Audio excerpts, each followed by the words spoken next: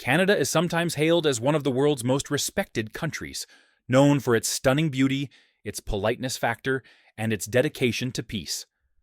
But honestly, folks, in today's uncertain age, even a peaceful country can't go it alone. So here's the million-dollar question. When Canada is in real trouble, which countries would actually come to its defense, no matter what? You see, geopolitics is much more than friendship or common values. It's about commerce, intelligence, oil and gas, and trust. The kind of trust that only comes out in a time of greatest need: wars, catastrophes, or global crises. Some countries purchase Canadian energy, others pour billions into Canadian infrastructure, and a very select few lend their soldiers, intelligence, and emergency resources when it counts the most. These bonds aren't just symbolic. They shape Canada's economy, its security, and even its culture. And here's where things get interesting. Not all of Canada's strongest allies are the ones you'd expect. Sure, you'll recognize a few historic partners, but others might surprise you. Countries separated by oceans, with smaller trade figures on paper, yet with ties so deep that when Canada calls, they answer instantly. Today, we're dissecting 6 nations that would stand with Canada no matter what. These are the countries whose backing is not just for the headlines. Alliances that actually make Canada have power and a sure voice on the world stage.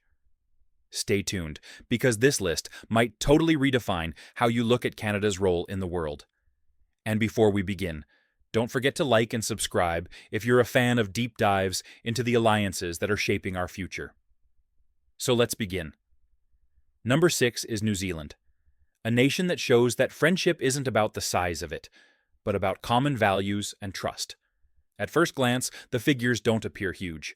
Canada and New Zealand trade goods and services worth just under $2 billion annually.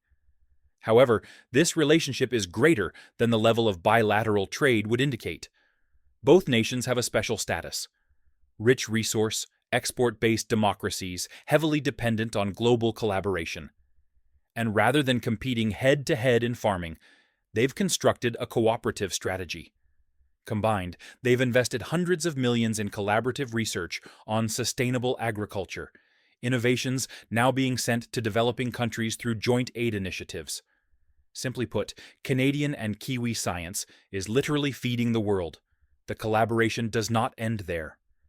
New Zealand is a world leader in geothermal power, and the country's experience assisted Canada in developing nearly $500 million worth of renewable energy ventures. These are not merely green investments. These are future-proofed solutions that strengthen both countries in the competition to achieve world energy transition. And then there is the people-to-people connection, no less compelling. Thousands of young New Zealanders and Canadians make the ocean crossing each year for work, education, and cultural exchange. In fact, more than 23,000 New Zealanders are calling Canada home today, making a near $900 million contribution to the Canadian economy annually. And don't forget their common legacy of peacekeeping. Both nations have built their reputations as solid partners in global security, small but dependable actors who act when peace is at stake. They don't contribute as much to peacekeeping as they might, but Canada and New Zealand's consistent participation in international missions has a weight far more considerable than their expenditure. Their dependability gives them an unobtrusive yet heavy diplomatic clout. And talking about reliable partners, at number 5 is Australia, frequently referred to by Canadians as their brother country, from the other side of the globe. The two countries are vastly similar: expansive geography, resource-based economies, and a worldwide reputation for being responsible allies. Together, Canada and Australia have one of the strongest bilateral relationships in the world today. Economically, there is a deep connection. Trade between the two countries is about $5.7 billion a year, but the larger picture is in terms of investment. Two-way investment is now over $30 billion. Canadian pension funds are among the biggest investors in Australian real estate, banking, and infrastructure. Meanwhile, Australian companies are dipping into Canadian resources and know-how. Mining technology alone generates a $900 million exchange annually. Canada's cold weather extraction practices are assisting projects in Australia's Northern Territories, while Australian hot climate strategies are reshaping operations in Canada's more extreme territories. Defense relationships are equally solid. From the trenches of World War I to Afghanistan, Australian and Canadian soldiers have fought shoulder to shoulder. Now, their militaries save hundreds of millions of dollars every year by sharing the cost of procurement, ensuring that their gear and tactics are built to work together seamlessly. It's not merely a matter of cost savings. It's about being prepared to fight together. And then there is culture. The Working Holiday Visa program continues to be among the world's most successful, with more than 34,000 young adults traveling between the two countries annually. That alone generates over $1 billion in economic activity each year. Not to say the lifelong friendships, networks, and cultural ties that ensure this brotherhood continues. Coming in at number 4 is the Netherlands, a nation whose connection to Canada goes far deeper than most are aware. This is a relationship forged in sacrifice. In World War II, Canadian troops fought house by house to free Dutch cities from Nazi forces. That heritage has never been forgotten. To this day, the Dutch children continue to put flowers on Canadian graves, and the Dutch royal family continues to be close to Canada, which took them in during the war. But this partnership isn't just about respecting history. It has become an economic behemoth. Dutch investment in Canada is now over $70 billion, and the Netherlands is one of Canada's biggest investors in Europe. On top of that, another $10.7 billion in commerce is exchanged every year, ranging from flowers and agricultural products to leading-edge fintech developments. You can see why this union has become so essential. The business connections are enormous.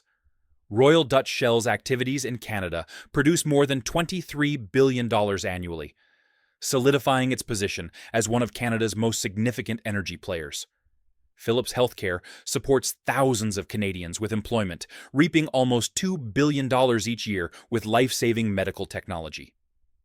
Dutch agricultural technology has revolutionized Canadian farming, bringing greenhouse systems valued at over $2 billion, enabling fresh vegetables to thrive year-round, even during Canada's harsh winters. And don't forget logistics. Rotterdam and Vancouver ports are sister ports, conveying tens of billions of dollars in international trade and maintaining supply chains chugging along between North America and Europe. The people-to-people relationships with the UK are no less impressive than the economics. Close to 100,000 Canadian students attend British universities, generating more than $4 billion in economic activity for the UK every year. At the same time, British students studying in Canada contribute almost $1 billion of economic benefit to Canada's own economy each year. But these aren't merely statistics. They're lasting friendships, business networks, and diplomatic connections that go on shaping relations for generations to come. That is why the United Kingdom and Canada are not just allies. They're co-authors of the rules of the international game. And then, a country that may surprise you, Sweden. Canada and Sweden appear worlds apart at first blush. They don't share a border, and their trade figures aren't as glamorous as some larger partners. But look closer, and the data shows just how strong and dedicated this alliance truly is. Sweden and Canada have something in common: values, industry, and a northern fate that ties them together tighter than perhaps most would imagine. Sweden is an economic behind-the-scenes giant in Canada. Swedish firms directly employ over 32,000 Canadians, indirectly supporting almost 90,000 more jobs through supply chains. Household names like IKEA generate almost $4 billion in annual revenue in Canada, creating thousands of local jobs while sourcing over $500 million worth of Canadian goods. Meanwhile, Ericsson, Sweden's telecom powerhouse, is investing $9 billion into Canada's 5G network, cementing Canada's role as a leader in next-generation technology. The cooperation does not end there. Swedish companies such as Volvo and Scania are fueling Canada's green revolution with innovative public transit technologies, while Swedish auto innovations are supporting emissions reductions across the country. These initiatives are generating hundreds of millions of dollars of exportable technology. As far as investments are concerned, Sweden's sovereign and pension funds have invested over $18 billion in Canadian assets, ranging from Alberta wind farms to green towers in Toronto. Around the world, the two countries agree closely on peacekeeping and Arctic development. Combined, they donate over $400 million a year to common missions and studies. What they do in the Arctic Council alone, worth $230 million, contributes to global standards for environmental and resource management in one of the most strategic areas of the planet. So, although Sweden may not first come to mind for most people as Canada's closest friend, in reality, it is one of the most devoted and trustworthy allies, willing to stand behind Canada no matter what. Ultimately, Canada's real strength is not merely in all its resources or its reputation for being peaceful. It is in its alliances, the countries that come forward when it counts. From Sweden's creativity to Britain's heritage, from Australia's brotherhood to the Netherlands' sacrifice, these are the relationships that establish Canada's voice and future on the world stage. So, of these nations, which one surprised you the most? Let us know down in the comments below. And as always, don't forget to like, share, and subscribe for more in-depth looks at the alliances that are shaping our world.